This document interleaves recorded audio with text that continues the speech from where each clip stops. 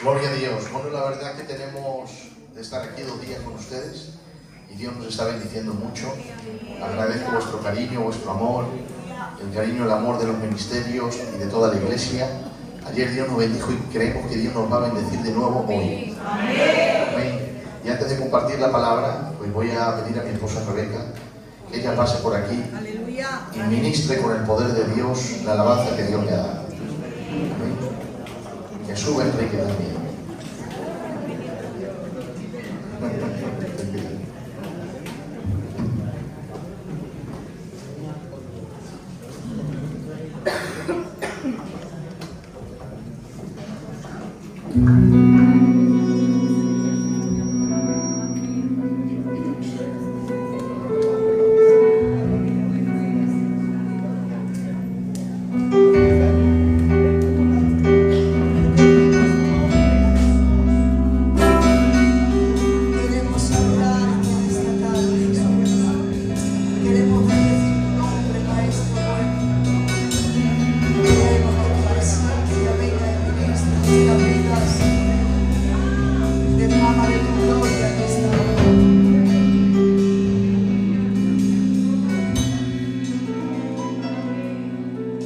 Se siente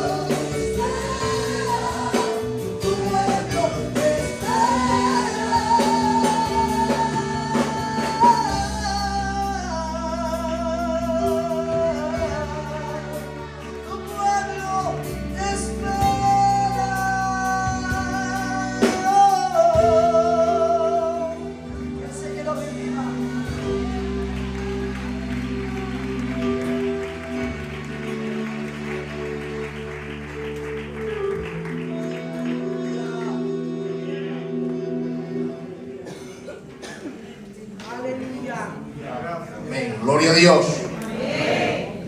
Bueno, ya han visto a mi Enrique ahí también haciendo todo lo que hacía. Vamos a entrar en la palabra del Señor y espero que el Espíritu Santo nos hable por medio de su palabra. Amén.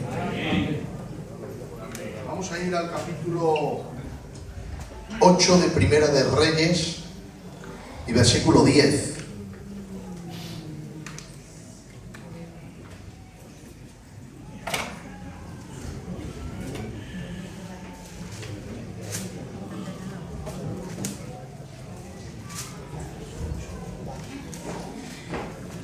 Primera de Reyes, capítulo 8 y verso 10, dice la palabra del Señor: al salir los sacerdotes del santuario, la nube llenó la casa de Jehová, y los sacerdotes no pudieron permanecer para ministrar a causa de la nube, porque la gloria de Jehová había llenado la casa de Dios. Cierra tus ojos, por favor, y dile al Señor que te hable, solamente un minuto. Pídeselo: Señor, háblame por medio de tu palabra, que necesito oír tu voz. Aleluya. Gracias, Señor. Ya pidieron al hermano Enrique, por favor, que me presente ante el Señor, por favor. Gracias, Señor. Señor, tú eres nuestra esperanza. Tú eres la diana y la meta de nuestra vida. En esta tarde venimos hambrientos. Venimos, Dios mío, con mucha necesidad delante de ti. Gracias por tu siervo. Te ruego, Dios mío, que tú lo uses y que tú, Dios mío, en tu palabra, tú le des la dirección y el trazo para que haga un efecto tremendo en nuestras vidas y en nuestros corazones. Que nos volvamos a ti cada día. Padre, ayúdanos, Dios mío. Gracias por este momento. Gracias por este tiempo que tú nos has permitido de estar aquí. Todo te lo presentamos en el nombre de Jesús de Nazaret. Amén. Dale un aplauso al Señor, a su palabra santa, leída y que va a ser predicada entre nosotros.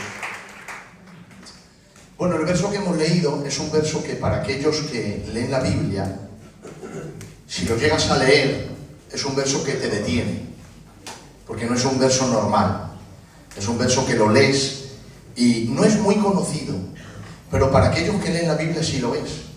Por ejemplo, hay versos muy conocidos entre nosotros. Si yo dijese: todo lo puedo en Cristo, porque Él, no lo sabéis. O si yo dijese: ustedes hagan lo que quieran, pero yo y mi casa serviremos. Son versos muy conocidos entre nosotros. Este verso quizá no es muy conocido para los que no leen, pero para aquellos que leen, es un verso conocido porque te detiene. Es un verso que dices tú: ¿qué ha pasado aquí? Y los sacerdotes no pudieron permanecer para ministrar por causa de la nube, porque la gloria de Dios había llenado la casa de Dios. Claro, si te das cuenta, lo que el texto está diciendo es que los sacerdotes, y yo voy a parafrasear la palabra para que se pueda entender, ¿vale? Los pastores no pudieron permanecer para ministrar por causa de la nube. Hay una causa que detiene a los sacerdotes de ministrar. ¿Y qué es la causa? La nube de Dios. ¿Qué es esa nube? Esa nube era el símbolo de la presencia divina. Es decir, cuando Dios quería manifestarse, en el Antiguo Testamento Dios manifestaba esa nube. Y siempre vas a ver tres cosas, que quiero que te quedes con estas tres cosas para que luego entendáis cómo recojo el mensaje. Siempre que aparecía la palabra nube, aparecía la palabra gloria de Jehová, y a continuación el pueblo adoraba, se inclinaba y adoraba. Esa era siempre los tres pasos: nube, gloria, adoración. ¿Dónde aparecía la nube? Estaba en el santuario. Ahora bien, ¿por qué los sacerdotes no pueden ministrar? La causa es la nube. Pero yo recuerdo otro capítulo en la Biblia, cuando Moisés, profeta de Dios, se va al monte, y dice la Biblia que ayunó 40 días y 40 noches, sin comer y sin beber. Hay otro hombre en la Biblia que también ayunó 40 días y 40 noches, se llama Jesús. Pero él bebió, no comió. La Biblia dice que 40 días después tuvo hambre, no dice tuvo sed. Es señal de que bebió, aunque el texto no lo diga, implícitamente lo dice. Porque en un desierto, sin beber 40 días, pues el texto hubiese dicho que lo primero que tiene es sed y no hambre. Pero la Biblia dice tuvo hambre, es lo único que tuvo, una necesidad normal de un ser humano. Si no hubiese bebido, también hubiese tenido sed. Pero el hecho de que no mencione la sed es porque en cuanto a la sed estaba saciado. Lo que no había era comido. Moisés hizo un ayuno de 40 días sin comer y sin beber. Y el texto lo dice. Dice, y permaneció en la presencia de Dios 40 días y 40 noches y no comió y no bebió. No solo lo hizo una vez, sino que lo hizo 2 veces. Ayunó otra vez 40 días y 40 noches. En total, entre los 2 ayunos, hizo un ayuno de 80 días sin comer y beber. Claro, partido en 2 veces, 40 y 40. Ahora, ¿qué es lo que recibió él en su primer ayuno? Recibió el mayor mensaje que Dios ha dado a la humanidad en aquel momento. El mayor mensaje que Dios ha dado a la humanidad en aquel momento fue la ley. Posteriormente vino un mensaje que superó a la ley. Esa es la gracia, el Evangelio. Los 2 mayores mensajes que Dios ha predicado al mundo es el Evangelio y la ley. La ley te dice que eres pecador y el Evangelio te salva del pecado. Por eso Moisés es mediador de un pacto llamado la ley. Jesús es mejor de un pacto mucho mejor. Hay 2 mediadores, Moisés y Jesús. Jesús es mejor, porque el pacto de Jesús, el pacto de Moisés te condena. Es decir, más bien que te condena, muestra que estás condenado. Porque has pecado contra Dios y te muestra que eres condenado. El pacto de Jesús te dice, mas si vienes a mí, anulo esa condenación porque me la llevé yo y te ofrezco mi perdón y con ello la vida eterna. Por lo tanto, el Evangelio es el mensaje más importante que Dios ha dado al mundo. Por eso, si te das cuenta, en el monte de la transfiguración, cuando está Moisés y Elías y Jesús, la voz dice, estos son mis siervos, pero este es mi hijo, a él oíd. No oigáis a Moisés, oídle a él. Porque si no estuviese Jesús, oídle a él. Él tiene el mayor mensaje. Pero estando Jesús, ese mensaje ha quedado atrás. El mejor mensaje es el del hijo. Por eso dice Hebreos capítulo 1 y verso 1, Dios habiendo hablado muchas veces en otros tiempos a los padres por los profetas. Ahí está incluido Moisés, que era profeta de Dios. En estos postreros días, en los últimos días, nos ha hablado a través del Hijo. A quien constituyó heredero de todo y por quien asimismo hizo el universo. En quien siendo el resplandor de su gloria y la misma imagen de su sustancia, habiendo purificado nuestros pecados por la muerte de sí mismo, se ha sentado a la diestra de la majestad en las alturas, mayor a los ángeles incluso, porque ha heredado mayor nombre que ellos. ¿Cuál es el nombre de los ángeles? El nombre de los ángeles es un nombre muy importante. Se les llama los servidores de los santos de Dios, pero el nombre de Jesús es sobre todo nombre. El Padre lo ha exaltado para que en el nombre de Jesús se doble toda rodilla y toda lengua confiese, Jesucristo es el Señor, para gloria de Dios Padre. Ahora bien, cuando Moisés recibe el mensaje de la ley, él desciende a predicar el mensaje. Y cuando desciende a predicar el mensaje, la Biblia dice que no lo predica. Lo tiró al suelo, rompió el mensaje. Tremendo, ¿no? Imaginaros que todos ustedes están esperando una palabra y yo tengo un mensaje de Dios, vengo y cojo el mensaje y lo rompo y digo, aquí no predico. ¿Qué ha pasado? Eso es lo que hizo Moisés. Recibió ni más ni menos que el mayor mensaje de Dios para su tiempo, pero no lo predicó. Dice la Biblia que cogió las 2 tablas de la ley y las tiró al suelo y rompió el mensaje. ¿Cuál era la causa por la que Moisés no predicó? Había una causa. Si le preguntan, Moisés, ¿por qué no predicas aquí? ¿Sabe por qué Moisés no predicó? Porque dice la Biblia que el pueblo se había hecho un becerro de oro, que estaban alrededor del becerro de oro, adorándolo, danzando alrededor de él, ofreciéndole dones e incienso y adoración, y diciendo esta aberración: el becerro de oro, este es Jehová, que nos sacó de la tierra de Egipto. Mira si el pecado es grande, grande a los ojos de Dios, que se pasaron cientos y cientos de años, y ustedes saben que Dios perdona y olvida. Pues si te vas a los profetas, se habían pasado cientos de años y Dios todavía recordaba este pecado. Mira si era fuerte. Mira si era fuerte que Moisés hizo una raya y dijo: quien esté de parte del verdadero Dios y no de este que es falso, que pase la raya. Y solamente pasó la tribu de Leví. Y ahora dijo Moisés: sacar las espadas y matar. Empezaron a matar y murieron 123.000 hombres. Y no solo eso, los que quedaron vivos, dijo Moisés: quemar ahora el becerro de oro. Lo quemaron, que era de oro molido, y ahora dijo: y ahora no tenéis que beber.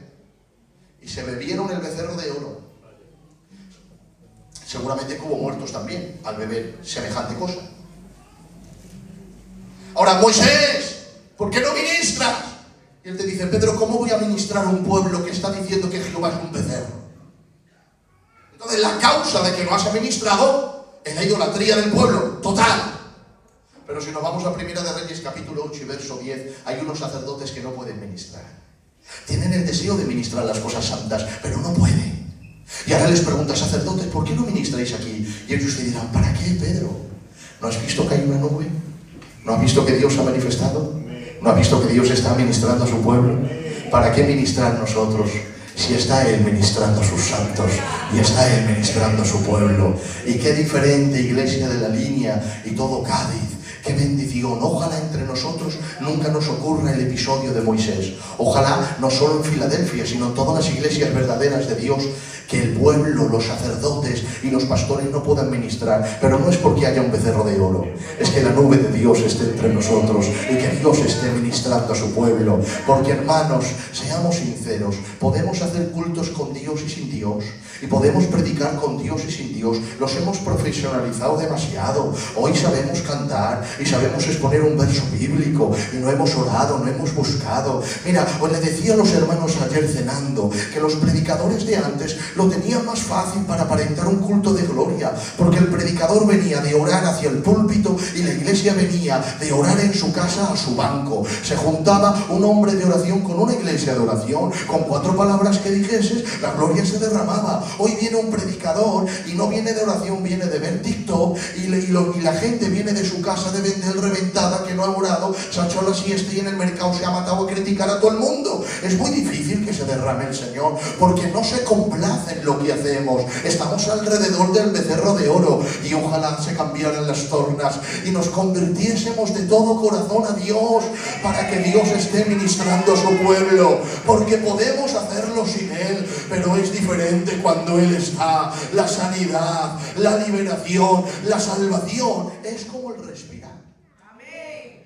Mirad, antes, porque yo me he criado en esto, antes entraba un pecador que no quería venir, que el pastor le convenció, porque le dijo el pastor: vete al culto. No, yo me quedo aquí jugando. Jesús, que esto no es malo, me siento contigo, vamos a jugar. Claro, el inconverso decía: ¿que el pastor ha jugado conmigo a las cartas? Hombre, si tú has cumplido como caló conmigo, ahora voy a cumplir yo contigo y voy a ir al culto. Y él, formal, venía al culto y no sabía que le esperaba un guantazo del amor de Dios que le iba a cambiar la vida en el culto, porque estaba la presencia de Dios y los cambios eran notables. Salía llorando, se arrepentía, al otro día dejaba el tabaco y las cartas no las quería ver. ¿Por qué ocurría eso antes? Porque era un pueblo que oraba y los predicadores que oraban, y se juntaba un pueblo de oración alrededor del altar de Dios, y Dios derramaba su presencia. Claro, esa es la verdad de lo que os estoy diciendo. ¿Hay más teología hoy? Sí. ¿Hay más conocimiento en los predicadores? Sí. Los jóvenes sabemos más que los ancianos, y no poco, algo mucho más. Pero no teníamos lo que tienen ellos. Porque podemos orar, predicar con Dios y sin Dios, y podemos cantar, orar y cantar con Dios y sin Dios, pero cuando Él está, todo es diferente. Y sinceramente, ¿queréis que Dios esté en nuestros cultos? Porque con la vida que llevamos, si Dios está, va a ser un poquito incómodo, Nos va a despertar de nuestro letargo y nos va a decir: quita la crítica, y quita la murmuración, y quita esto, porque yo estoy presente. Y cuando Dios está presente, las cosas cambian. Pues ¿sabes qué? Yo quiero vivir el tiempo de Dios. Quiero vivir que la nube se derrame entre nosotros y que la presencia de Dios se manifieste entre nosotros. Ahora la pregunta sería: ¿por qué qué la nube aparece? ¿Por qué la nube aparece? Porque aquí aparece la nube y no pueden ministrar. Está Dios aquí, ¿eh? Yo siento al Señor, Enrique. ¿Por qué aparece la nube? Porque escucha esto, levanta tu mano conmigo y repite esta palabra. Dios no se manifiesta donde es tolerado. Él se manifiesta donde es adorado. ¿Está Dios en todos los sitios? Sí. Claro, entonces una persona se va a la discoteca y está en la discoteca. Se está drogando. ¿Está Dios allí? Sí, está Dios. Por eso le ve. Y sabe lo que está haciendo porque le está viendo. ¿Está Dios en el cielo? Sí. ¿Y en el infierno? También. Siempre se ha dicho que el infierno es la ausencia de Dios. No, no dice la Biblia eso. La Biblia dice que Dios está en el infierno. Por eso el infierno es el infierno. Porque está Él. Lo que pasa es que no está su amor, está su ira. Por eso dice el salmista, ¿a dónde huiré de tu espíritu y me iré de tu presencia? Si subo a los cielos, allí estás tú. Y si en el infierno, que es el Seol, hago mi cama, allí estás tú también. Y si yo dijere, las tinieblas me encubrirán del Señor, la oscuridad de la noche, dice, lo mismo te da las tinieblas que la luz. Y ahora dice, detrás y delante me rodeaste. Si está detrás no puede estar delante, si está delante no puede estar detrás. Pero es que corría alrededor del salmista. Detrás y delante me rodeaste. Claro, si él miraba para la izquierda, estaba a la derecha, miraba delante, estaba detrás, no tenía escapatoria. La única escapatoria que tenía era subir para arriba. Detrás y delante me rodeaste, la única escapatoria es mirar para arriba y ahora dije, y sobre mí pusiste tu mano. Es el guardián de los hombres. No te puedes ocultar de él. Ahora claro, ¿por qué se manifiesta la nube? Si Dios no se manifiesta en todos los sitios, aunque está en todos los sitios, está en el cielo, en el infierno, en un sitio donde estás pecando y en un sitio donde estás ayunando, pero no se manifiesta en todos los lugares. ¿Dónde se manifiesta Dios? Pues exactamente donde se manifiesta un padre, alrededor de la mesa con sus hijos. Por eso el lugar más propicio es una iglesia, porque ahí se reúnen los hijos de Dios. Cuando la iglesia se une en un local, ahí Dios se complace en revelarse porque son sus hijos. Por eso Dios puede salvar en una discoteca. Claro que puede hacerlo. Conozco yo a una persona que fue a una discoteca un día y allí escuchó al Señor decirle, ¿qué haces aquí? No era su lugar. Perdóname, Señor. Salió de allí convertido y ya no volvió más. Ahora está en la iglesia. Pero eso es una acepción de Dios. ¿Dónde Dios salva? En medio de su congregación. Por eso la Biblia dice, cuán bueno y delicioso es habitar los hermanos juntos en armonía. Es como el aceite en la cabeza de Aarón que desciende sobre las barbas al borde de la vestidura, porque allí el Señor manda bendición y vida eterna. Dios se complace en derramarse de su pueblo. Ahora, Él está en todos los sitios, no se manifiesta en todos los sitios. La pregunta sería, ¿por qué se manifiesta esta vez allí? Bueno, para esto tengo que hacer un poquito de historia. Resulta de que David, rey de Israel, llega a ser rey y se convierte en un rey muy famoso y con mucho dinero, y se hace un palacio para él de madera de cedro. Cuando él tiene ese palacio grande, pues imagínate, es como cuando un gitano empieza a crecer en dinero y pasa de una casa a un chalet con piscina. Es normal, porque está creciendo. Pues tiene un chalet, David, que no hay quien lo aguante. Pero se levanta un día por la mañana y se rasca así la cabeza y dice, ¡qué vergüenza! ¿Quién está allí? El profeta Natán con él. Que le dice, ¿qué pasa, rey? ¿Por qué dices qué vergüenza? No, que mira, que estoy pensando que yo, que soy un simple mortal, polvo de la tierra, estoy viviendo en un palacio de cedro, cuando el arca del Señor era emblema de la presencia divina. Y era nada, 1 metro por 1 metro, que era un mueble de madera. Dice, el arca del Señor está entre cortinas. ¿Qué es el arca de Dios? El emblema de la presencia de Dios. ¿Por qué dice entre cortinas? Porque estaba en el tabernáculo de Moisés. ¿Qué es el tabernáculo de Moisés? Una tienda de campaña repartida en 3 departamentos. La calle, luego el atrio, luego el lugar santo y el santísimo. La calle se llamaba el campamento, el atrio era como la terraza, luego el lugar santo y luego el lugar santísimo. Y todo se estrechaba. La calle es muy larga, imagínate. Luego, dentro del recinto estaba la terraza. luego más pequeño el lugar santo y muy pequeño el lugar santísimo. Es allí donde Dios está. Dice, ¿qué quieres hacer? Dice, pues lo que quiero hacer es hacerle al Señor un palacio mejor que el mío para que el arca de Dios esté allí. Y le dice Natán, hombre, yo creo que Dios no te va a negar esto. Si es una bendición lo que quieres, pues venga, hazlo para el Señor. Adelante, David, que Dios está contigo. Cuando se va a echar el profeta Natán a dormir, le viene la voz de Dios y le dice, Natán, dice, sí, Señor, ¿qué te ha dicho mi siervo David? Ay, te la vas a gozar, Señor. ¿Sabes qué me ha dicho? Me ha dicho que como él vive en un palacio de cedro y no es nadie, aunque el rey no es nadie, que como tú, siendo el rey de reyes, tu arca va a estar entre cortinas. Me ha dicho que te va a hacer una casa para meter el arca, que no va a haber quien lo aguante. Y le dice Dios al profeta Natán, pues ¿sabes qué, David? ¿Qué? Dile mañana por la mañana a David que él a mí no me hará una casa. Y le dice ¿y por qué, Señor? Lo primero, que no hay casa que me aguante. Los cielos de los cielos de los cielos no me pueden contener, menos una casa que me quiera hacer alguien a mí. Lo primero, que no hay cielo que me aguante. Y lo segundo es que ustedes ven a David sus manos llenas de oro porque es rey. ¿Sabes cómo las veo yo? Llenas de sangre. Porque David ha matado a muchos hombres. Y ahora le dice Dios, dile que no me hará una casa, porque no puede un hombre de guerra hacerle una casa al Dios de paz. ¿Y qué hacemos, Señor? Dile que él no, pero uno de sus hijos después de él, que yo levantaré y afirmaré en el reino, ese levantará una casa a mi nombre.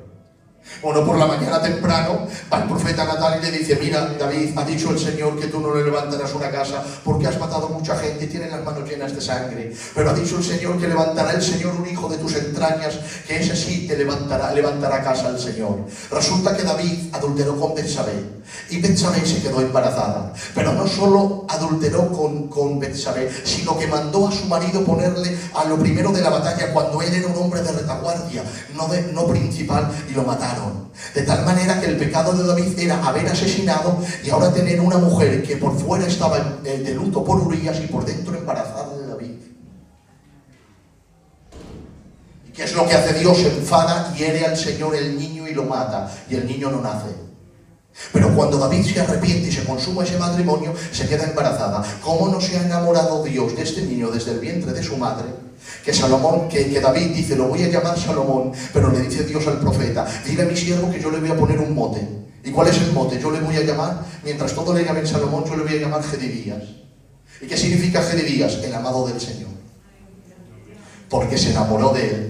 Y mira si Dios se enamoró de Salomón, que puedes leer la Biblia, Génesis, Éxodo, Levíticos, Números, Deuteronomio, Josué, Jueces, Ruth, Primera de Samuel, Segunda de Samuel, Primera de Reyes, que es cuando gobierna Salomón. Hasta Primera de Reyes ha habido muchos hombres de Dios. Ha estado Adán, luego ha estado Abel, luego ha estado Set, luego ha estado Enoc, luego ha estado Noé, luego ha estado Abraham, Isaac, Jacob, José, Moisés. Todos estos hombres de Dios tremendo, ninguno le dijo a Dios te amo. Y si se lo dijo, no está escrito. El primer hombre que dice la Biblia que amó al Señor fue Salomón. Primera de Reyes capítulo 4. Y Salomón amó a Jehová. Una compenetración tremenda. Y ahora cuando Dios le pone como rey, porque se pasó Dios todas las cabezas de los hijos de David y escogió al joven Salomón, y ahora Dios se le aparece en sueños, y cuando se aparece Dios en sueños, y que esto parece de Walt Disney, se aparece Dios y le dice, pídeme lo que quieras que te dé.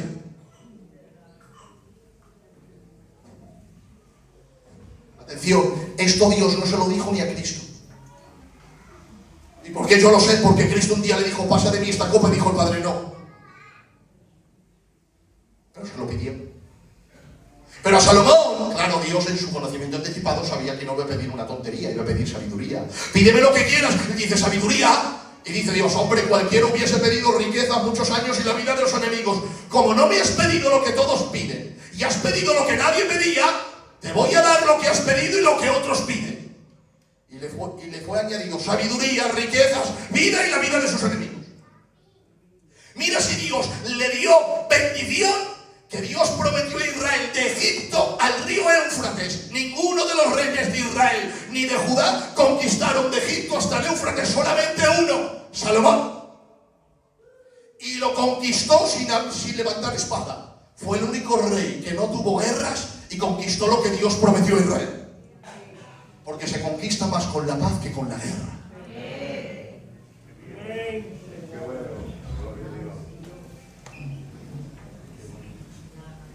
Bueno, pues resulta que ha llegado el momento de que Salomón le haga una casa a Dios para el arca. ¿Y quién es Salomón? ¿Le dio Dios tanta riqueza, hermanos? Mira, os voy a poner un ejemplo para que se entienda. A mi niño, hermanas, le gustan los caballos, porque por la parte de mi abuela Mondi son todos caballistas. Mi abuelo era caballista y todos mis hijos son caballistas. Hasta el día de hoy le gustan los caballos. Mi padre, Ramón, le encantan los caballos toda la vida y entienden de ellos. A mí no me ha salido, pero a mi Manasés le ha salido esto de los caballos. Le tengo que llevar a montar a caballo, se vuelve loco cuando ve un caballo. Y siempre me está hablando de caballos. Mira, papá, este caballo, déjame, hijo, a mí no me gustan los caballos. Y él siempre con los caballos y los caballos. Bueno, pues yo digo, algún día le compraré a mi hijo un caballo. ¿Y cuánto cuesta? Tanto. Hay caballos muy caros y hay caballos que no son tan caros, pero el mantenimiento es costoso un poquito. Digo, bueno, habrá el momento que yo le compre un caballo. Y me he identificado un poquito con esto. Resulta que fuimos a predicar a una zona, que no voy a decir dónde, y como los hermanos saben que a Manasés le gustan los caballos, allí hay un hombre que estaba recién convertido, que es el hombre más humilde que yo me he conocido hasta el día de hoy, que me dice, hermano Pedro, me he enterado que a tu hijo Manasés le gustan los caballos. Digo, sí, hermano. Dice, mañana vente a mi épica, que tengo algunos caballos, que va a gozar el niño. Cuando vamos a la épica y subimos, sale su padre el gitano con un sombrero. Hay 2 casas que tienen en la épica. Digo, ¿y esas casas que son vuestras? Dice, sí. ¿Y qué vivís ahí? Dice, no, ahí viven los señores que tenemos contratados. Digo, válgame Dios, tienen contratados señores para cuidar a los caballos. O sea, que ya no los cuidan ellos, los cuidan otros. Digo, qué bien. Y ahora empiezo a ver un caballo, y empiezo a ver otro, y empiezo a ver otro, y otro, y otro. Digo, ¿cuántos caballos tenéis? Dice, tenemos 200 caballos.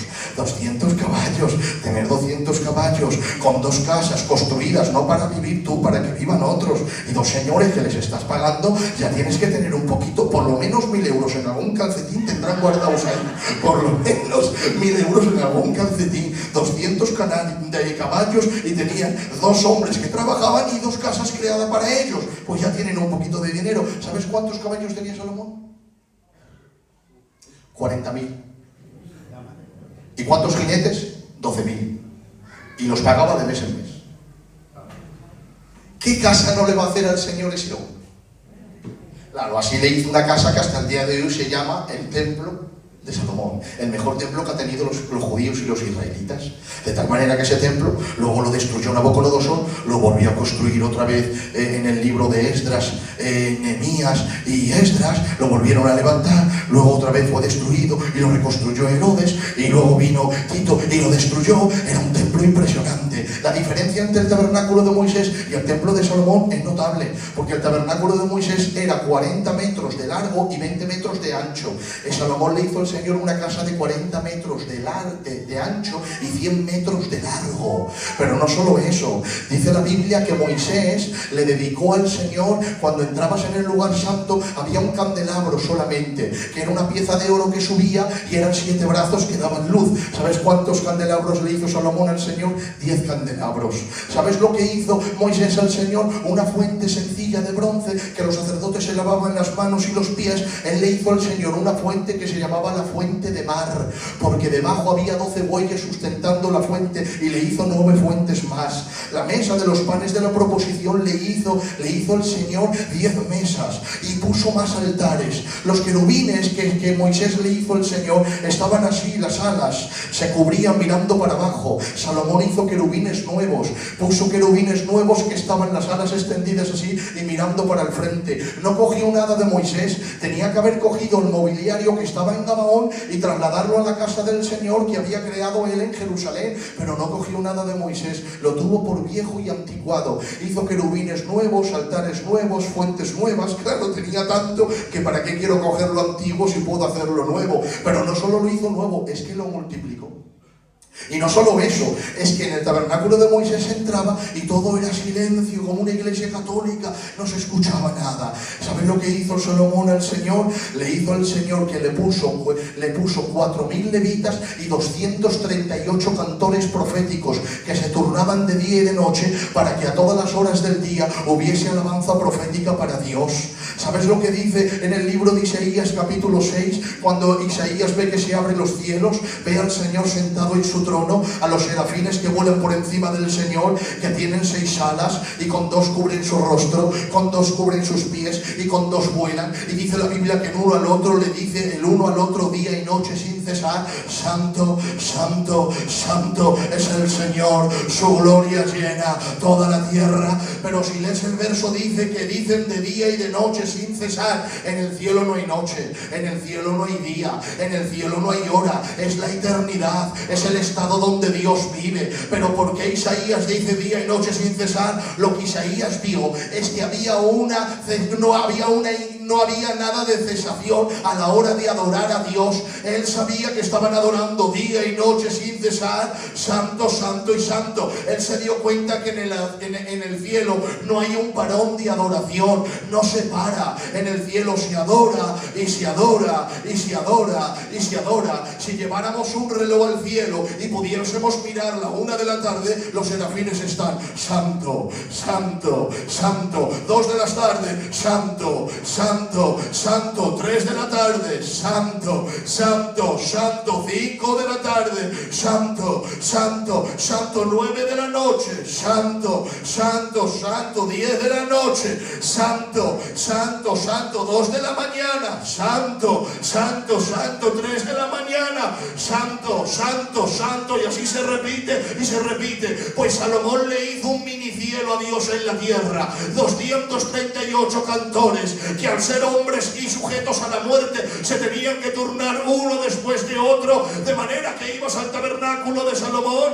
y a la 1 de la tarde, gloria a Jehová, Él es santo y Él es bueno. Ibas a las 3 de la mañana, allí estaban cantándole y alabando, gloria a Jehová, Él es santo, Él es justo, Él es bueno. Ibas a las 5 de la mañana, gloria a Jehová, Él es santo, Él es justo, Él es fiero. 24 horas en el tabernáculo de Salomón adorando al Señor.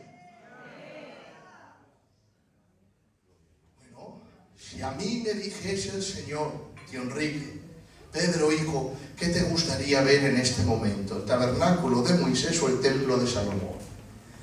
Yo digo: pues el templo de Salomón. Se gastó de aquel entonces más de 2 millones de euros para la casa del Señor. Altares nuevos, querubines nuevos, mesas nuevas, alabanza profética.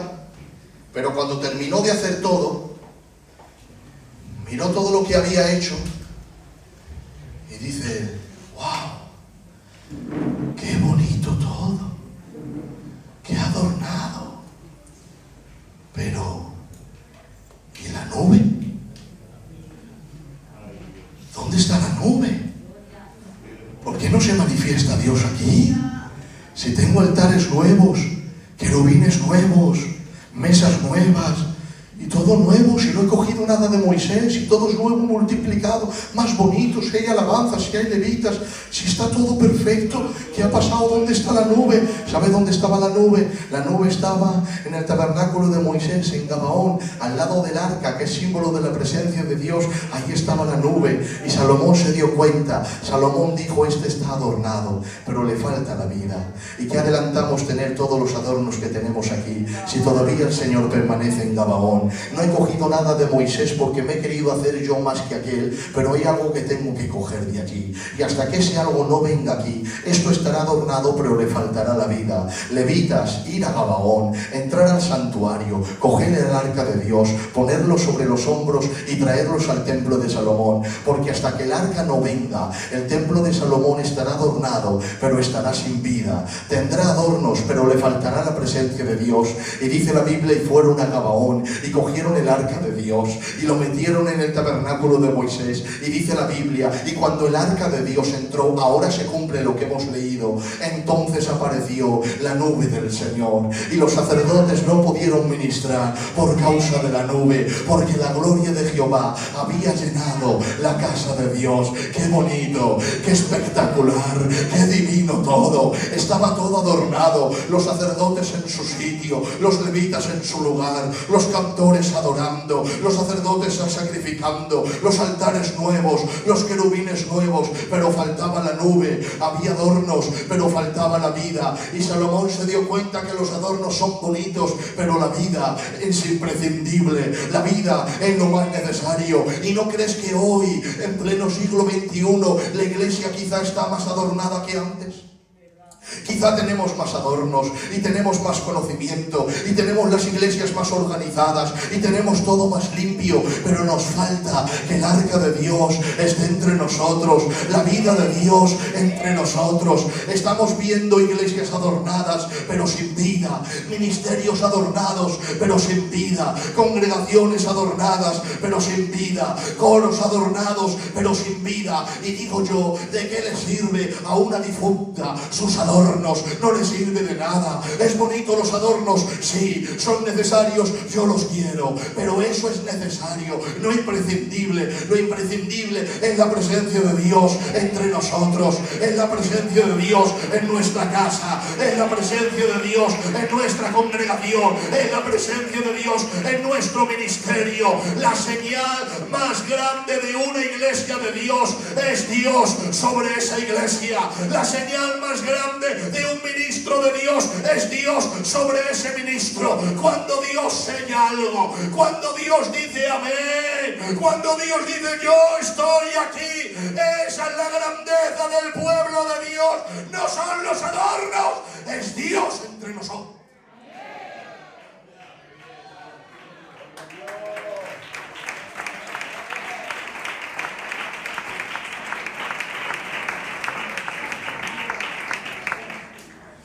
¿Recuerdas que a una iglesia el Señor llamó y dijo, yo estoy a la puerta y llamo?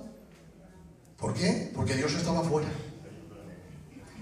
Por eso se cuenta que una vez un hombre estaba llorando en la puerta de una iglesia y fue Jesús de Nazaret y le dijo, ¿qué te pasa, hijo? Dice, nada, Señor, estoy aquí llorando porque me han tirado de la iglesia. Dice, no te preocupes, que conmigo han hecho lo mismo. ¿No te das cuenta que necesitamos a Dios más que nunca? ¿Sabes lo que nos está diciendo que no necesitamos a Dios? Los adornos. Mira, no es así como te lo voy a contar, pero más o menos porque quiero que todo el mundo me entienda. Le dice Dios a Moisés, Moisés, tengo dos mensajes, uno bueno y otro malo. Dice, bueno, pues dime el bueno primero. Dice, el bueno es que os doy la victoria. ¿Y el malo? Dice, el malo es que yo no voy con vosotros a la guerra porque sois malos. Enviaré mi ángel, pero yo no iré. Bueno, hace Moisés temblando, se acerca al pueblo y dice, ¡pueblo! Sí, tengo dos mensajes, uno bueno y otro malo. Os digo el bueno. Dios ha dicho que la victoria contra Canaán es nuestra. Me imagino a todos los judíos saltando porque a ellos les encanta danzar y saltar. Me lo imagino dando vueltas a todos. ¡Dios nos da la victoria! Imagínate que Dios desaparece en sueños y te dice esta palabra. Hijo, hija, a partir de ahora todos los problemas que tengas en adelante te doy la victoria sobre todo. ¿A cuánto no le gustaría tener un mensaje de Dios así? ¿Sabe qué significaría eso? Significaría que si a lo largo de tu vida te enfrentas a una enfermedad, Dios la sanaría. Y si viene falta de economía a tu casa, se abriría otra puerta que llenaría tu casa de bendición. Porque Dios te ha prometido la victoria. Pues Dios le dice a Moisés, la victoria contra los de Canaán es vuestra. Y ahora Moisés dice, ha dicho Dios que nos da la victoria. Y el pueblo me imagino que dicen, amén, gloria a Dios. Y el segundo mensaje, Moisés, el segundo mensaje es que Dios ha dicho que no voy con vosotros, que va a enviar su ángel, pero que él no viene. ¿Quieres que te diga algo, iglesia? ¿Te lo digo o no te lo digo? Me temo que a algunos de los que estamos aquí no nos importaría el segundo mensaje con tal de que Dios nos dé la victoria. Bueno, ¿qué más da que Dios no venga conmigo mientras yo tenga éxito? ¿Qué más da que Dios no esté en mi casa mientras la economía entre? ¿Qué más da que Dios no esté en mi casa mientras me haya sanado y me dé salud? ¿Qué más da su presencia? Pero cuando este pueblo escuchó que Dios le daba la victoria, pero que Él no iba con ellos, ¿Sabes qué dice la Biblia? Dice, entonces los hombres se quitaron sus atavíos y las mujeres también, y todo el pueblo se vistió de negro y de luto. Es tremendo esto. Nosotros, siendo Calós, entendemos este texto mejor que nadie, porque nosotros sabemos que es impactante cuando un ser querido parte con el Señor y aquella familia viene al culto por primera vez y vemos al padre vestido de negro, la madre vestida de negro, los hijos vestidos de negro, que pasan por primera vez por la iglesia.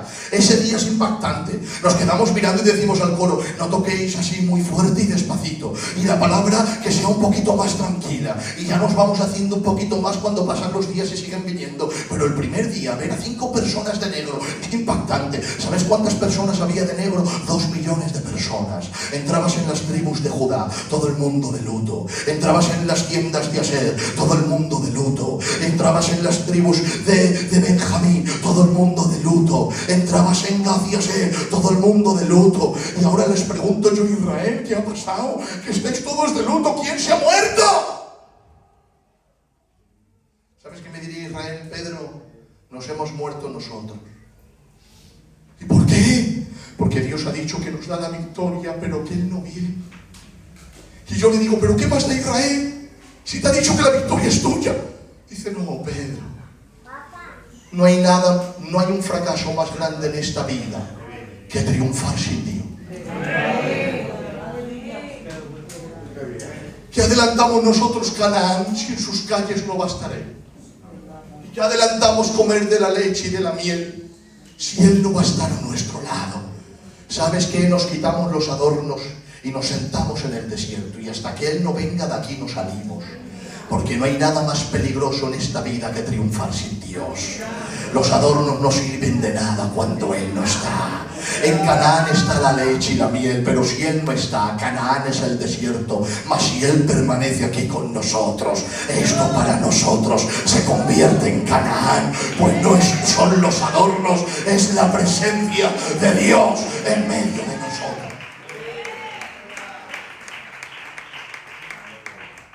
¿Y sabes qué? Te lo digo. Muchos de nosotros nos hemos acostumbrado a que Dios se haya ido y ya no nos echamos en falta. Porque estamos viviendo de adornos. Y como la vida te va tan bien, que tienes salud, que tienes dinero y que tu casa está bien, crees que no necesitas a Dios. Mira, los ricos e importantes de esta tierra se despertarán algún día sobre las llamas del infierno y crujirán los dientes diciendo, fui el hombre más exitoso del mundo y me he dado cuenta que soy el más miserable de todos los nacidos de mujer. Pues aunque tenía éxito en la tierra, no sabía que me acercaba a mi mayor fracaso, el infierno. ¿Quién le hizo creer que no necesitaba a Dios? El bienestar y el éxito, la popularidad y la fama. Y no sabía que él estaba tan necesitado de Dios como el más vil pecador y pobre de esta tierra. No se dio cuenta porque los adornos sustituyeron la necesidad de Dios. Pero lo del mundo lo hemos trasladado a la iglesia. Hoy parece que no necesitamos a Dios porque la vida nos va tan bien. Cuando viene la enfermedad, ahí sí venimos a pedir ayuda. Cuando la falta de economía golpea la puerta, ahí venimos a pedir ayuda. Que la vida va muy mal, que no se hace nada, Señor, ayúdanos. Que ha venido la enfermedad, Señor, sánanos. Que no tenga que venir la trompeta ni el fuego de Dios a tu vida para que te des cuenta que lo necesitas en esta vida más que nada. Que los adornos son necesarios, pero que Dios es imprescindible, y que si no tenemos a Dios somos ciegos, pobres, desnudos, desventurados y no tenemos nada.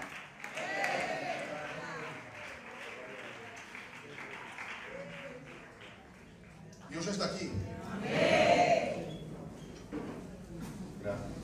Estoy sintiendo la presencia de Dios de una manera terrible.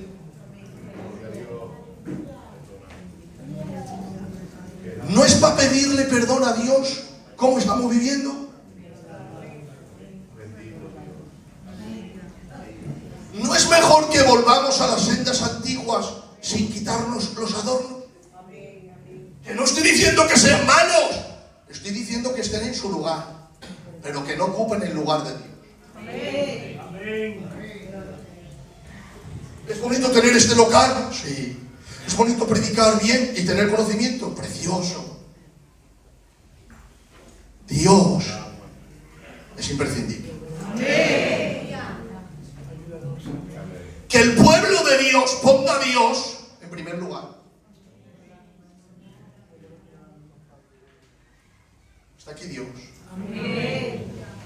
Cuando el arca entró, la nube llegó, la gloria apareció y el pueblo adoró. ¿Me dejas que te cuente otra historia del arca? Resulta que los hijos de Israel salen a la guerra contra los filisteos y esta vez tienen tanto miedo que dicen, nos van a matar, vamos a sacar el arca. Claro, el arca no está hecha para la guerra, está hecha para el sacrificio. Cuando sacan el arca a la guerra, los filisteos les pegan una paliza, les matan a todos los hombres y encima les roban el arca. Cuando se llevan el arca, ¿a dónde lo llevan? Al templo de su dios Dagón. Ellos creían que Dios eran las imágenes, ellos creían que el arca era Jehová, no un emblema, porque eran idólatras, estúpidos. Dicen, hemos vencido al Dios de Israel, aquí tenemos al Dios de Israel, y lo meten en el templo del dios Dagón. El dios Dagón, ¿cómo es? Es el dios más feo que te puedes echar a la cara. Tiene manos de hombre, pies de hombre, cabeza de hombre y cuerpo de pez. Claro, el Dagón está así y pone el arca enfrente. ¿Qué hacen el otro día por la mañana los sacerdotes? Dice, vamos a abrir la puerta del dios Dagón para que vean que nuestro Dios ha vencido al Dios de los hebreos. Pero resulta que por la noche el Señor como que pegó un cogotazo así a la estatua y la estatua ¡pum! Cayó delante del arca. Cuando ellos abren la puerta, ven que el dios Dagón está inclinado ante Jehová. Dicen, corre, cierra la puerta, que no se dé cuenta nadie. Y levantan a su dios de nuevo, abren la puerta. ¡Filisteos! Mirad, nuestro Dios ha vencido al Dios de Israel. Este es el arca de Dios y le hemos vencido. Al otro día por la mañana dice Dios, no vais a ocultar lo que voy a hacer. Por la noche el Señor le corta las manos, le corta los pies y le corta la cabeza. El suelo tirado para arriba, por ahí. Y las manos, la cabeza y los pies salen rodando. ¿Y dónde salen rodando? A la puerta del santuario. Cuando al otro día los sacerdotes abren la puerta, quieren entrar y se echan para atrás asustados. Ven la mano de su Dios, los pies de su Dios, la cabeza de su Dios, que ha rodado porque Dios le ha pegado por la noche. Y ahora el cuerpo está tirado, y las manos, los pies y la cabeza están desmembradas y rotas, y están enfrente de la puerta. Y dicen ellos, ¿y cómo entramos? ¿Cómo entramos ahora? Pasando por nuestro Dios, si el Dios de los hebreos lo ha descuartizado. Ya no podían ellos, no podían ocultar que el Dios de los hebreos le había pegado por la noche a su Dios, y le había quitado la cabeza. Y ahora dice el libro de Dios, y desde aquel día en adelante, los sacerdotes de Dagón ya no pisan el umbral de la puerta. ¿Por qué no pisan el umbral de la puerta? Porque allí recuerdan que el Dios de los hebreos por la noche le pegó una paliza a su Dios, le quitó la cabeza, la mano y los pies, y ya no pisan el umbral de la puerta, pues cuando la pisan recuerdan que su Dios fue herido y derrotado, porque las heridas recuerdan lo que pasó en el pasado. Yo tengo aquí una cicatriz que me hice en un velatorio, me acuerdo hasta el día de hoy, hace más de 10 años, porque la cicatriz me recuerda la herida, el lugar y el momento. Ellos no recuerdan, ellos no pisan el umbral de la puerta, porque no quieren recordar que su Dios ha sido herido. Pero ¿sabes qué? Nuestro Dios, iglesia, también fue herido, precisamente en las mismas maneras que Dagón, sus manos con clavos, sus pies con clavos, su corona de espinas, su cabeza con una corona de espinas, pero lejos de ser derrotado. Nosotros decimos como Pablo, lejos esté de mí gloriarme, sino en la cruz de nuestro Señor Jesucristo, porque en el mundo me es crucificado a mí y yo al mundo. Hebreos 2, Colosenses 2:14 dice, anulando el acta de los decretos que había contra nosotros, que nos era contraria, quitándola del medio, clavándola en la cruz y despojando a los principados y a las potestades, los exhibió públicamente, triunfando sobre ellos en la cruz. La herida del Salvador no ha sido su derrota, ha sido la sanidad y la bendición y la victoria de su pueblo. Dios puede convertir tus heridas en trofeos de su gracia. Pero es que resulta que ahora dice Dios, sube esto un poquito, dice Dios, no, ya he herido a Dios Dagón, ahora voy a herir a los filisteos. Mi arca no hace nada aquí, mi arca tiene que estar en el santuario. Con respeto de todos ustedes, yo voy a contar lo que está en la Biblia. En cada casa de los filisteos empieza a morir un hombre. y otro hombre, y otro hombre. Y los filisteos dicen, eso es el Dios de Israel que se ha enfadado. Primero ha pegado a nuestro Dios y ahora nos está pegando a nosotros. Vamos a devolver el arca, que no quedamos ni uno vivo. Porque línea, ¿qué hace el arca de Dios entre los filisteos? Es que saben ellos para qué sí. El arca de Dios tiene que estar en Israel y en el santuario. Pero es que resulta que en el santuario estaba todo el mobiliario, pero faltaba el arca. ¿Y quién tiene el arca? Los filisteos. Y los israelitas pobres y cobardes no van a luchar por el arca y dejan que los filisteos lo tienen. Y dice Dios, ya que no vais vosotros a por mi arca, voy yo. Dice Dios, tenéis que devolver mi arca, os mato a todos. Y dicen ellos, pues devolvamos el arca que el Dios de Israel nos mata. ¿Y cómo la llevamos? Y dicen los sacerdotes, vamos a llevarla con respeto y honor, porque este Dios es demasiado fuerte para nosotros. Cogen 2 vacas que no hayan llevado yugo. 2 vacas que nunca han tenido yugo, nada en sus lomos, pero que han tenido fruto, crías. Porque recibe esto. El cargo te lo da el pastor, pero el fruto te lo da tu relación con el Espíritu Santo. Y es más importante el fruto que el cargo. No persigues cargos, persigue el fruto de Dios en tu vida. Porque es más importante el fruto de Dios que el cargo de los hombres. Cuando uno tiene fruto de Dios se le ve. Porque algunos tienen cargo, pero como no tienen fruto a la hora de la verdad no se les ve nada. Porque lo que revela la verdadera naturaleza es el fruto que nace de la semilla, que es Cristo, que vive dentro de ti. Estas vacas no habían llevado nunca nada, ningún cargo, pero habían tenido fruto. Las crías, y dicen los sacerdotes, encerremos a las crías en el cobertizo, separan a la madre de las hijas. Y ahora dicen, y pongamos un carro, y en el carro el arca. Y ahora está la señal. Si las vacas, esto es tremendo, si las vacas van camino de Israel, es señal de que Dios ha estado en el asunto. Mas si las vacas se tuercen, esto ha venido de casualidad. ¿Qué tenían las vacas? Nunca habían llevado carga. Y ahora la honra de Dios estaba encima de ellas. Y dice la Biblia, y las vacas iban camino de Israel, sin torcerse a derecha ni izquierda. ¡Qué bonito! No se torcían a derecha ni izquierda. ¿Has visto cuando estás andando y te cansas? Que vas un poco como de lado, porque ya estás cansado. Las vacas estaban cansadas, pero no podían torcerse, porque la honra de Dios estaba encima, y no se torcían a derecha, ni se torcían a izquierda, e iban andando, seguramente con problemas, pero andaban. La honra de Dios estaba encima, no podían darse la vuelta, porque habían dicho que si se torcían, Dios no estaba en el asunto, mas si permanecían andando, es que Dios quería que el arca volviese al santuario. Nos hemos quedado sin arca porque la presencia de Dios brilla por su ausencia. Han venido problemas a nuestra vida y nos hemos torcido, y estas vacas, con más problemas que alguno de nosotros, no se torcían a derecha ni izquierda, iban andando porque el arca de Dios necesitaba volver al santuario. Pero no solo andaban, es que dice la Biblia, e iban andando y bramando.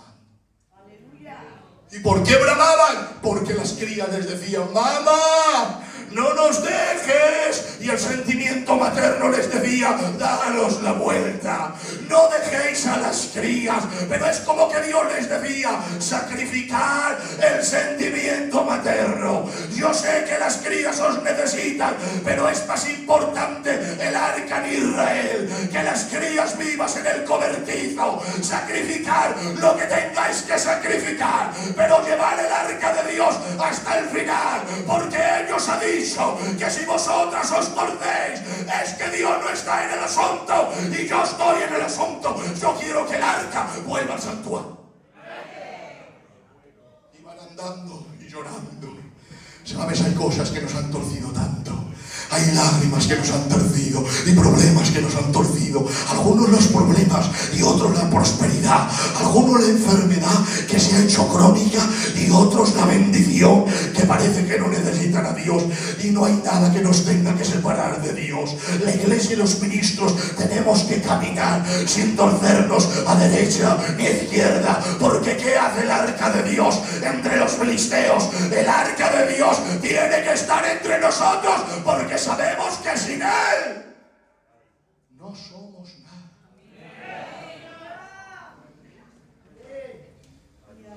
Iban andando y bramando y llorando. Decía el apóstol Pablo: me muestro como ministro de Dios en mucha paciencia, en tribulaciones, en necesidades, en angustias, en azotes, en cárceles, en tumultos, en desvelos, en ayunos, en pureza, en ciencia, en longanimidad, en bondad, en el Espíritu Santo, en palabra de verdad, con poder de Dios, con armas de justicia, a diestra y a siniestra, por honra y por deshonra, por mala fama y por buena fama, como engañadores pero verdaderos, como desconocidos pero bien conocidos, como moribundos mas he aquí vivimos, como castigados mas no muertos, como entristecidos mas siempre gozosos, como pobres mas enriqueciendo muchos, como no teniendo nada mas poseyéndolo todo, atribulados en todo pero no angustiados, perseguidos pero no desamparados, derribados pero no destruidos, en otras palabras, con problemas pero en pie y caminando, con enfermedades pero en pie y caminando, con oraciones no contestadas pero en pie y caminando, sin entender muchas cosas pero en pie y caminando, porque la honra del arca, el evangelio eterno de Dios está entre nosotros y muchos ojos nos miran y no queremos que digan de nosotros: ¿dónde está Dios en medio de su pueblo? Y yo le digo al mundo: Dios está aquí en la línea con nosotros.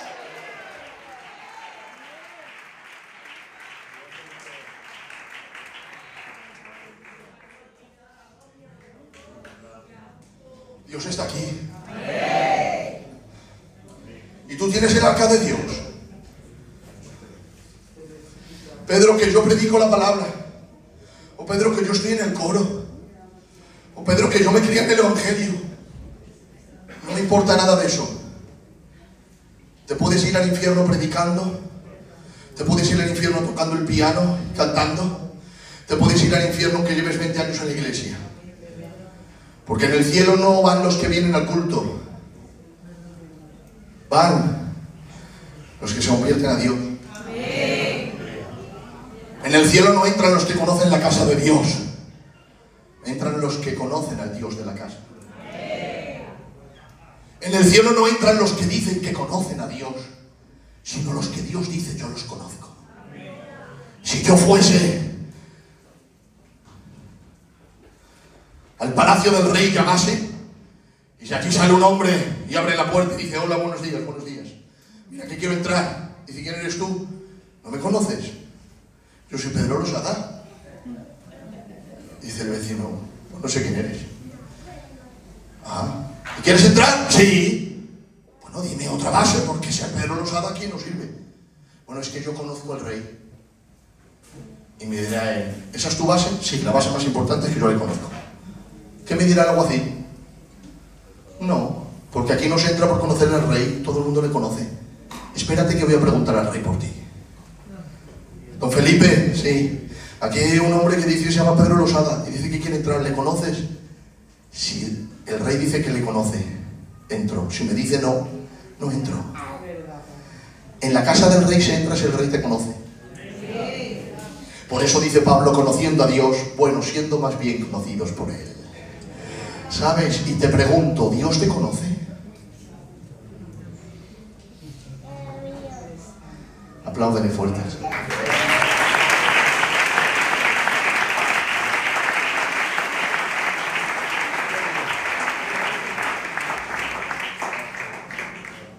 Dios está aquí, ¿eh? ¿Cuánto llevo? ¿Cuánto llevo predicando? 10 minutos. No, llevo más. ¿Puedo seguir un poquito más? Bueno, la primera historia nos enseña que hasta que el arca no entró estaba adornado pero sin vida. Nos enseña también que más importante en la vida es los adornos. Por eso Israel se quitó los adornos, porque quiso la vida de Dios. La segunda historia nos enseña que hay que sacrificar lo que tengamos que sacrificar con tal de mantener una sana relación con Dios. Porque sin Él no somos nada. Y termino con esto. ¿Por qué la iglesia no estamos valorando la presencia de Dios? ¿Por qué? Bueno, te voy a poner un ejemplo. Esto para que me entiendan, ¿vale? Mi padre se llama Ramón Losada. Él es el responsable de Madrid. Mi padre tiene 5 hijos. Ramón, yo, te los digo por cómo nacimos, ¿vale? Ramón, Pedro, Adán, Absalón y David. 5 hijos. De los 5 hijos, mi padre tiene 2 obreros. Yo, Pedro y Adán, mi hermano el gordito, que los hermanos le conocen. Luego tiene 3 que no son obreros. Bueno, en la Biblia el primer sumo sacerdote se llamaba Aarón. Y Aarón tenía 4 hijos. 2 de ellos se llamaban Nadab y Abiú. Y los 4 eran obreros. Ministraban en el santuario. 2 de ellos un día salen y están al lado del tabernáculo, Nadab y Abiú, y están vestidos de obreros, de sacerdotes. Y el uno al otro le dice: hermano, ¿bebemos un poquito? Y dice: bueno, venga, vamos a beber. Pues toma, un poquito de vino, y yo también. Y dame tú, y yo te doy. Y dame tú, y yo te doy. Y empieza a beber el uno, empieza a beber el otro, empieza a beber el uno, empieza a beber el otro. Y empezaron a cantar: Nación Belén de Judea.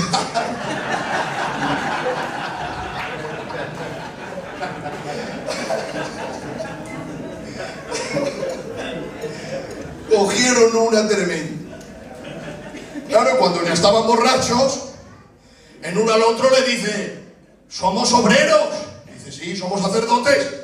Le ofrecemos a Dios adoración en el altar del incienso. Dice el otro: me parece perfecto. Y ahora empiezan la de Aus de Nau, los dos, con el fuego.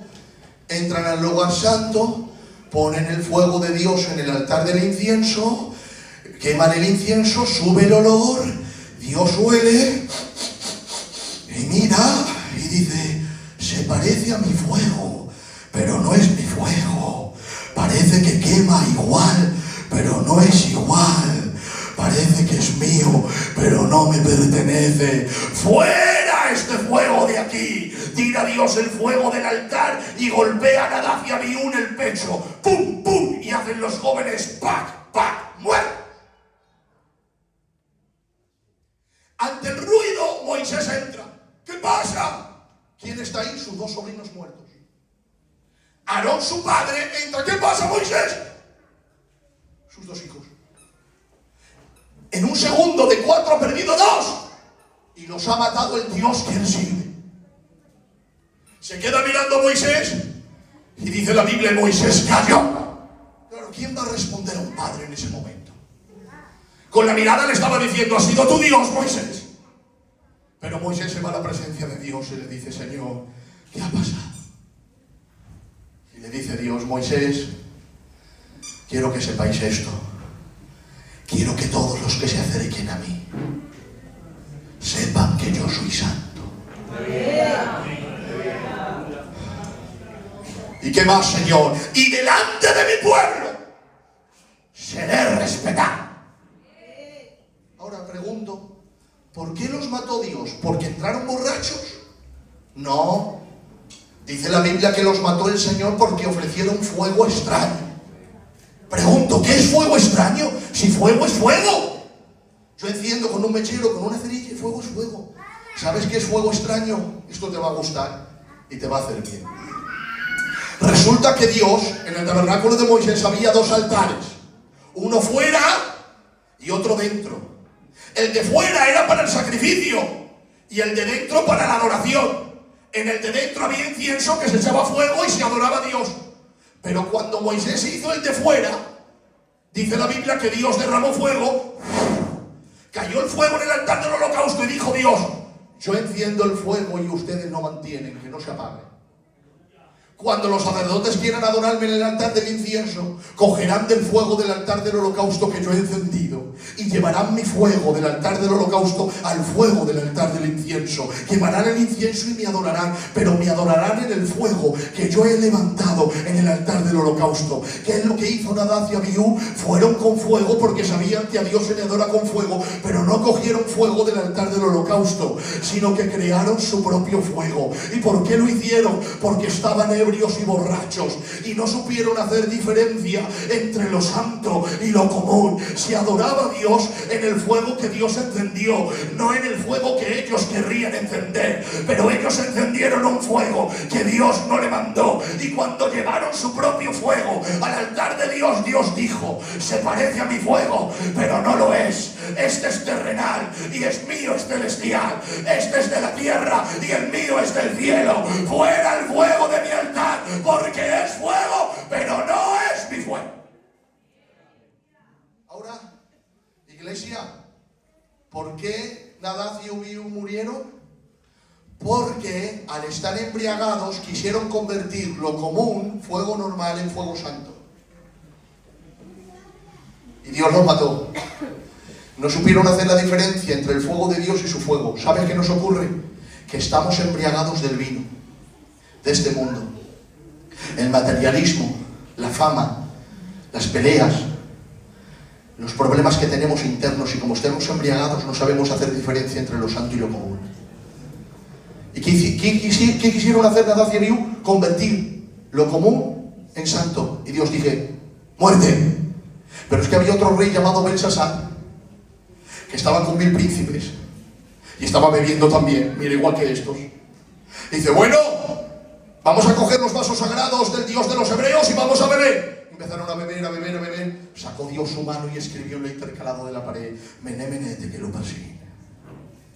Y ahora cuando él ve la mano, dice la Biblia que una pierna le daba con otra, el rostro se le demudó, se puso en blanco, se le congeló la sangre. Empezaron a venir sabios y decían: no sabemos qué pone ahí. Viene su madre porque se entera: hijo, me he enterado que está muy mal, ¿qué te pasa? Dice: mira, madre, mira lo que pone ahí. Y nadie sabe descifrarlo. Dice: mira, hay un hombre en tu reino que interpretaba los sueños de tu abuelo. Se llama Daniel. Es anciano, pero vive en tu reino. Dice: traerlo. Cuando entra el profeta Daniel con 80 años y el pelo blanco, entra y le dice: rey, ¿qué te pasa que te veo tan mal? Dice: mira, mira, mira, mira lo que pone ahí. Una mano lo ha escrito y nadie sabe interpretarlo. ¿Tú sabes qué pone? Se queda mirando Daniel y dice: sí, sí lo sé. ¿Y cómo lo sabes? Vivo con él toda mi vida. Conozco su escritura. ¿Sabes lo que pone? Mené, mené, tekelupasí, has sido pesado y hallado falso, y Dios te mata. Y usted me puede decir: hermano Pedro, Nadab y Abiú conocían a Dios y Dios lo mató por ofrecer fuego extraño. Pero este no conocía a Dios. Sí, le dice Daniel ahora: tú sabes que Dios le quitó a tu abuelo la perla de la razón y lo tiró al campo, y hasta que no reconoció el Altísimo no volvió de nuevo otra vez al reino. Y tú, sabiendo esto, no has querido honrar a Dios, en cuya mano está tu vida. Hoy Dios te mata. ¿Cuál fue el problema de Nadab y Abiú? Que quisieron convertir lo común en santo. Y el problema de Belsasar fue que quiso convertir lo santo en común. Eran dos pecados iguales, pero uno venía y el otro llegaba. Nadab y Abiú quisieron convertir fuego común en fuego santo, y Belsasar quiso convertir los vasos sagrados en vasos comunes. Porque es tan pecado para Dios convertir lo común en santo que lo santo en común. Una cosa son tus rarezas y otra los principios de Dios. Una cosa lo que quieras vivir siendo inconverso y otra lo que tienes que vivir siendo cristiano. ¿Es que hay obligaciones en el mundo de Dios? Pues sí las hay. Si no perdonas, si no quieres perdonar, no puedes ser cristiano. Si no quieres buscar al Señor, no puedes vivir en el Espíritu. Hay obligaciones que no son a la fuerza, que nacen del amor, pero son condimentos de la gracia, y hasta que no lo vivamos estaremos apagados, mezclando lo santo con lo común, haciendo una mezcolanza que no es de Dios. Y ellos, ambos, no supieron hacer la diferencia entre lo santo y lo común porque estaban borrachos. Por eso dice el apóstol Pablo: no se embriaguéis con vino, en lo cual hay disolución. Antes bien, sed llenos del Espíritu, cantando al Señor en vuestros corazones. Y dice el apóstol Pedro: estad sobrios. Sobrio, lo contrario de estar borrachos. Estad sobrios y velad, porque el diablo, vuestro adversario, está alrededor de vosotros buscando a quien devorar. Y hoy la iglesia está embriagada. ¿Quieres valorar la presencia de Dios? Sígueme con el piano, por favor, ahora. Mira que no te he molestado, ¿eh? Seré el único predicador en todo Filadelfia que no te he molestado. Luego te haces una foto conmigo y te la pones en la casa.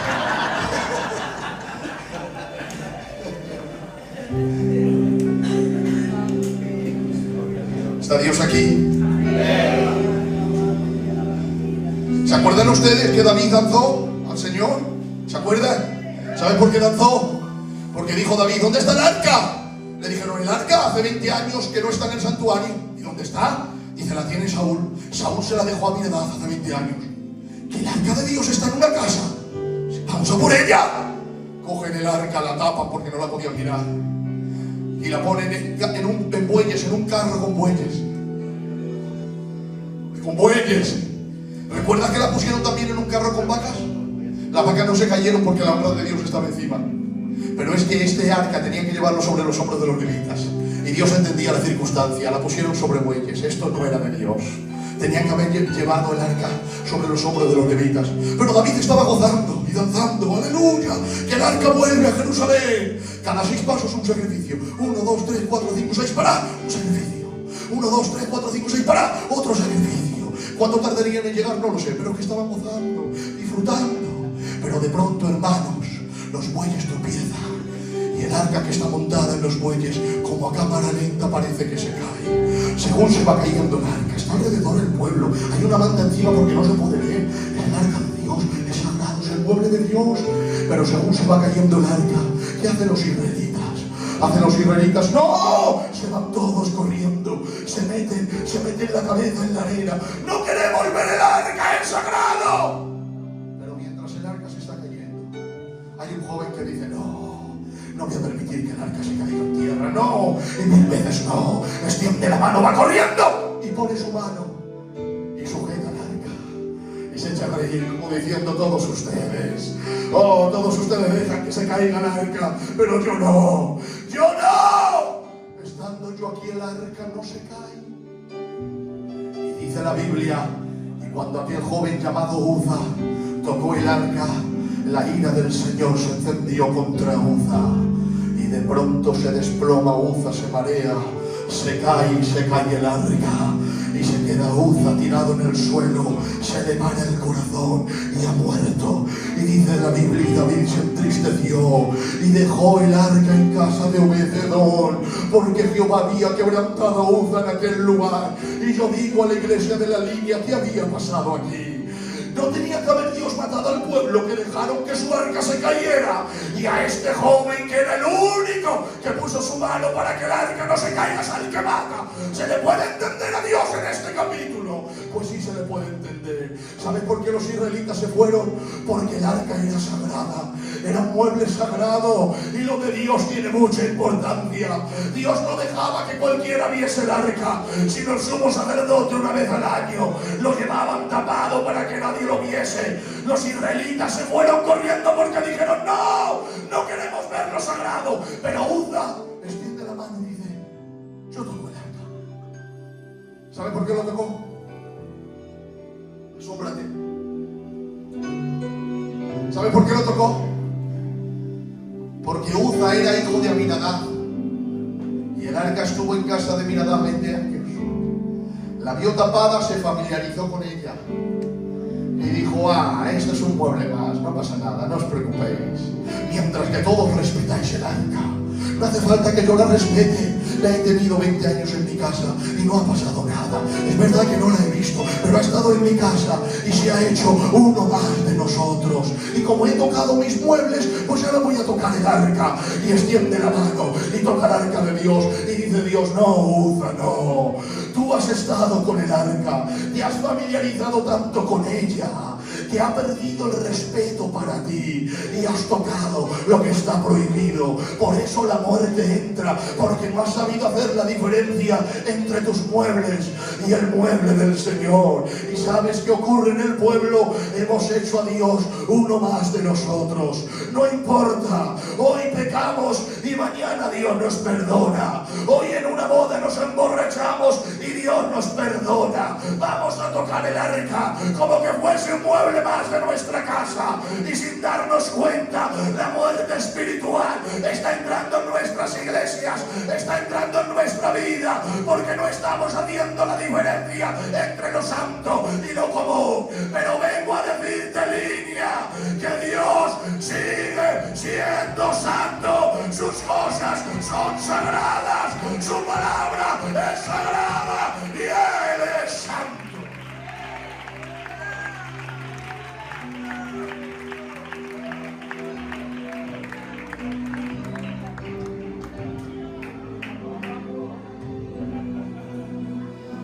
Dios es tu Padre, no tu compadre. Dios no es de los chicos, no es uno más de nosotros. Él es santo. Y los santos debemos de respetarlos. Es que soy yo mejor que los inconversos. ¡No! Pero me tengo que comportar diferente porque no lo soy. Pregunto, ¿el Sinaí es santo? Sí. ¿Y los montes de alrededor son santos? No. ¿Es que mejor el Sinaí que los otros? No. ¿Sabes cuál es la diferencia? Es que Dios un día dijo, el Sinaí para mí y los otros montes para vosotros. El Sinaí no es especial porque tenga algo en él, es especial por quien lo llamó. No eres mejor que los inconversos, pero recuerda, tuviste la dicha de que Dios un día en un culto te dijo, mío eres tú, mío eres tú, mío eres tú, mío eres tú, mío eres tú. Ahora no puedes ser como los de antes, porque los de antes son montes como tú, pero tú eres un monte santo, no por ti, sino por el que te llamó. Por eso Pedro dice, ser santos en toda vuestra manera de vivir, como aquel que os llamó es santo. Ser ustedes santos en toda vuestra manera de vivir. Levanta tus manos ahora, levanta tus manos. Aleluya, yo siento la santidad de Dios y la paternidad de Dios en este lugar. Padre, gracias por tus hijos, gracias por tus hijas. Señor, tú nos has hablado hoy por medio de tu palabra. Y tu palabra ha fluido en medio de la iglesia. Yo te pido que bendigas a tus hijos y a tus hijas, que nos enseñes a saber que la presencia de Dios es lo más importante que tenemos, que nos enseñes a sacrificar lo que tengamos que sacrificar con tal de mantener una sana relación contigo, y también a saber hacer la diferencia entre lo santo y lo común, a no estar embriagados con el mundo ni embriagados con las cosas del mundo, sino a vivir serios, sobrios, llenos del Espíritu, sabiendo que lo más importante que tenemos es tu palabra, son tus cosas santas, una iglesia limpia, porque el que ha de venir vendrá y no tardará. Cristo viene, Él viene y busca una novia pura, santa, lavada por la sangre del Cordero.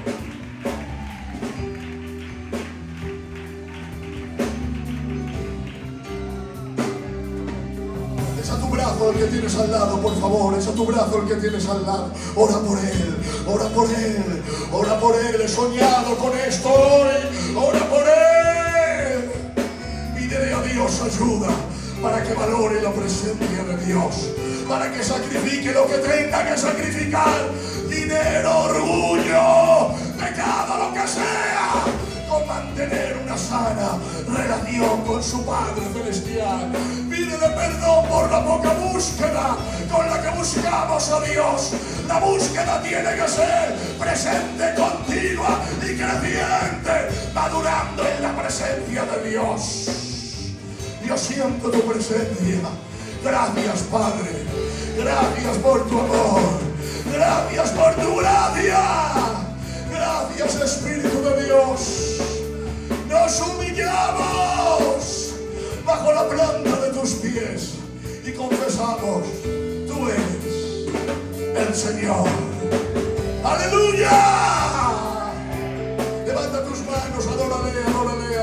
adórale, adórale, adórale, adórale.